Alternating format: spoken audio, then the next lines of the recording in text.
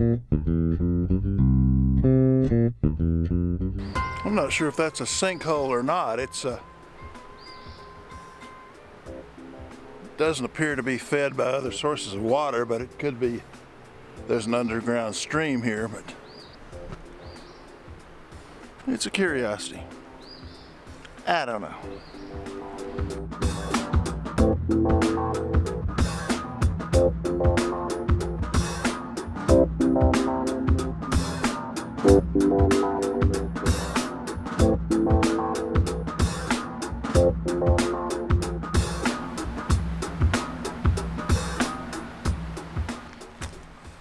Well,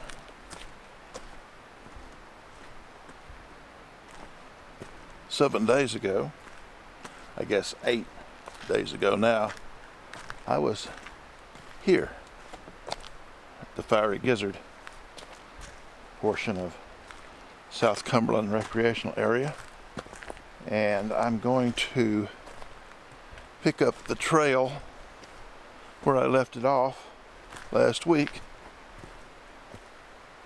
I was hoping for some more raking sunlight, but I don't know if we're going to get it. But let's see what's what. Now, not too far down this upper loop trail, you come across this first waterfall, and you're viewing it from the top here. But I'm going to look over the edge with you and show you a holler. Now, it may be known as a hollow to many people, but in the rural South, it's called a holler. And you don't want to fall off down in that holler. We're across this little bridge here, and we're going to look to the left. That's down the holler, down where the waterfall goes, and to the right is uphill. And it's pretty calm. Not a lot of photo opportunity there. Let's walk right over here and look down. An interesting tree. I don't know what that is. Adam Gibbs would know what to call it. So we're looking down the holler. Word to the wise, don't fall in the holler. Tracy City, small town, is probably no more than 4 miles away, but to get to you and find you, especially alone, don't fall in the holler. Here's a 360 view of the kind of trail I'm on. Get an idea of it. It's not too hard going right here, right now. It's it could get a lot harder. There's a lot of fallen trees. I don't know if they're cut down or just wind blown, or they don't seem to be harvesting these things. But there's lots of little bridges over these little babbling brooks. And you go up the hill and turn around. There's your little bridge over the babbling brook. Babbles quite nicely. I'm always trying to be mindful of what's around me as I'm walking down these trails. Typically I'll stop and look, and many times I'll just stop and turn around and see what's behind me. Look at it backwards, as a friend of mine used to say.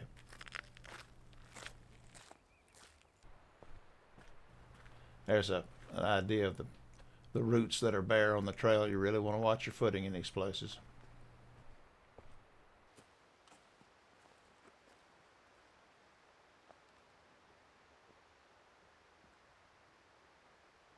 As you can see, hopefully, by the dappling on the trail behind me, the sun, about 2 hours after officially rising, has decided to actually make its presence known. And I'm deep in the woods, and some of it's penetrating, some of it's not. Let's see if I can get down here to where this water's running and see if I can make use of any sunshine that makes it to the bottom of this ravine.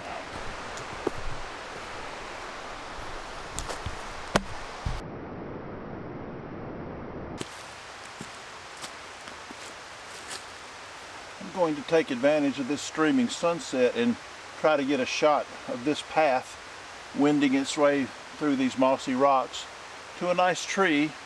Not being an arboreal specialist, I don't know what kind of tree it is, but it has a very nice bark. Looks like a tortoise shell or something. Who knows what it is? Somebody will tell me, I'm sure. Let's see if we can cause a fine art photograph to break out in this nice light. Because I really didn't go into this expecting anything, and I just sort of found this location on the trail, I decided I was going to work it for all it was worth. I wound up shooting, I think, 5 different views, and 3 of them made it all the way through Lightroom, and you'll see them here in a minute. But the light was coming and going, and the difference between light and no light was all the difference in the world, and I just decided to wait it out, and it paid off.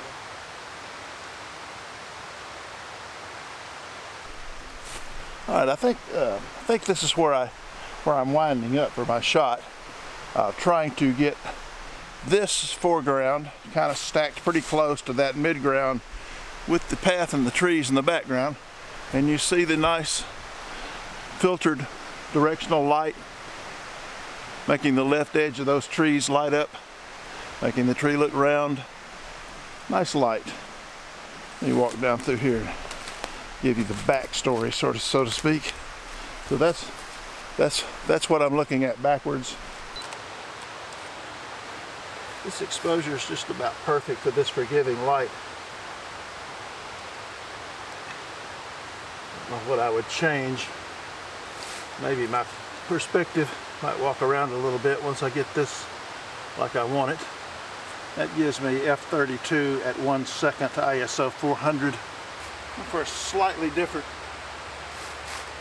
perspective. This will let the eye follow my path through the rocks a little differently, I hope.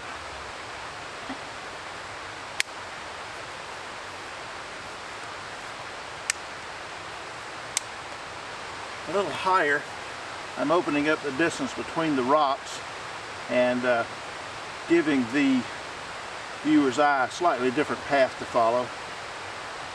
Let's shoot one or more vertically,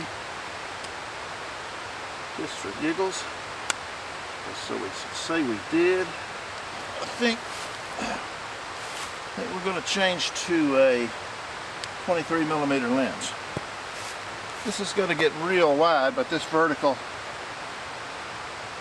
needs a little breathing room. And the light is still being very nice to me. With this wide angle lens on here, looks like everything from 3 feet to infinity is sharp. A little hot. That was a second, and it's a little overexposed. We're going to 1/2 a second. That's probably perfect, but no reason not to shoot a 1/4 second since we're here. Maybe the granddaddy right there. Okay, we're going to change this just a little. I don't think that I can go wrong here. The sun is just beautiful and perfect. 1/4 second f32, 2 second timer delay on the shutter. Beautiful. I'm going to tighten up. Got this real wide lens on here. I can certainly afford to tighten up a bit, and maybe even have a nice nature-made chair. And that's sweet.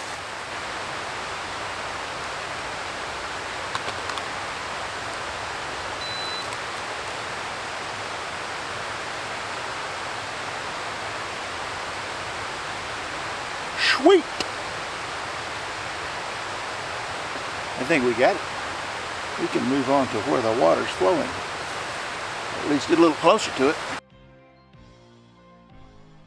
I think I alluded to this before, but the light just makes this shot. It wouldn't be anything without the dappling and the streaming of the morning light as it finally makes it through the trees.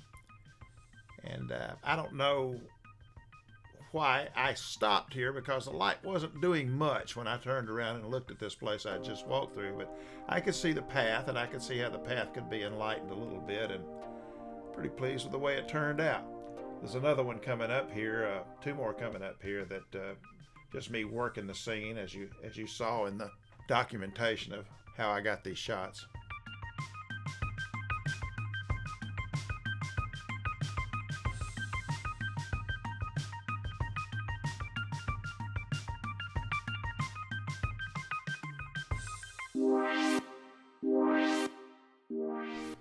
think I told you I shot 5 different compositions here, and 3 or 4 made the grade. The 4th that I didn't show you, the 4th was so similar to the others that I decided I just couldn't improve on what I was already showing you.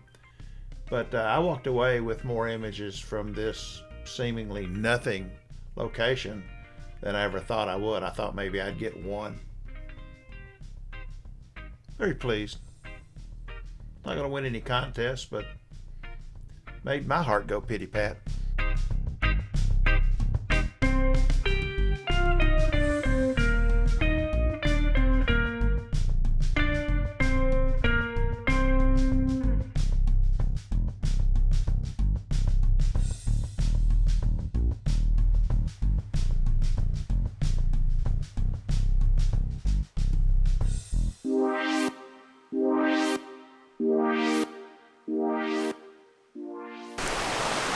I'm gonna tell you this.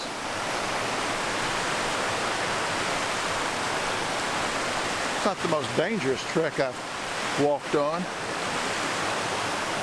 but it is not for the faint of heart. And you need to be very mindful of where you're putting your feet. And before you even get here, mindful of what you have put on your feet and how you may have arranged your load.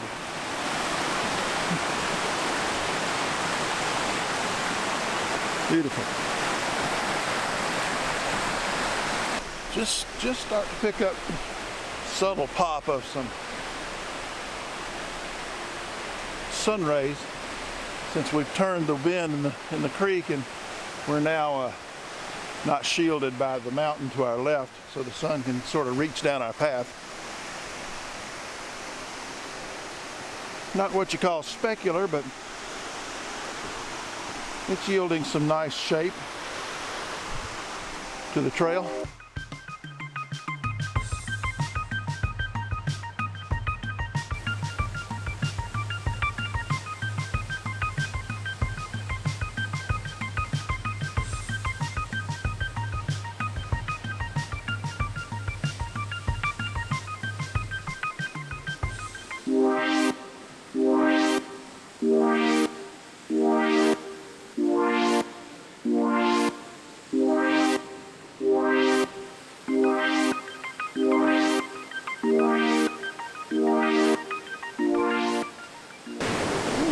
That's slick. Now, I'm not sure, but I think that is referred to as blue hole or blue hole. Anyway, it's a neat little waterfall. May sit here a minute and wait for some light to happen. Seems to be happening as I speak. Thank you. Let's see what we can find. I think I was wrong before. I think that is blue hole because just this side of there is some sort of improvement that I think the CCC camp used back in the 30s. I can't decide if it's picturesque or not. Pretty busy. The light's doing what I want it to do, sort of. I got this tree crossing the front of the falls. I don't know, maybe. I'm gonna walk around and see.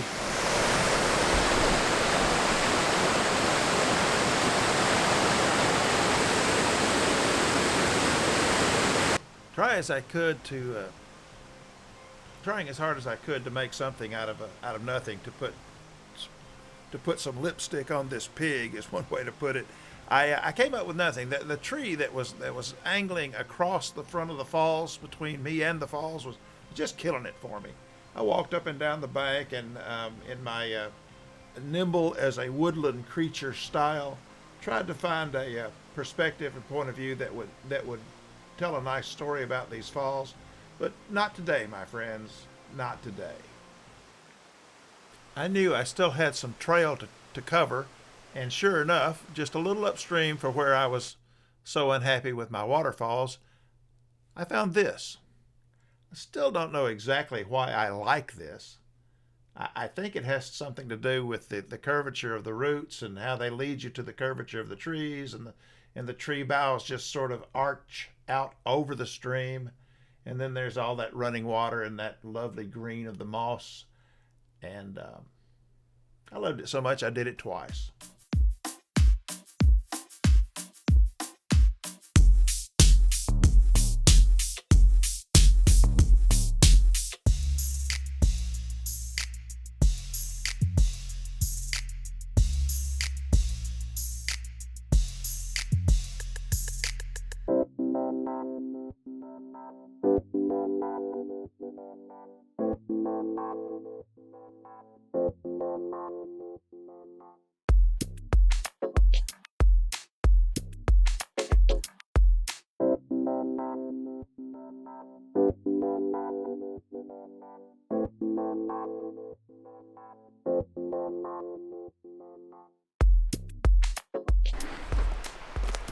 Thanks for joining me again. Another trip down the fiery gizzard. Halfway through my walk, I saw a place where the trail branches off to another waterfall. I don't remember the name of it right now, but that just means there's another trip down here in the near future. Don't forget to like, share, comment, subscribe. Ring the bell if you want to be warned that I've been up to something. Thanks for being here with me again. Hope you had as much fun as I did.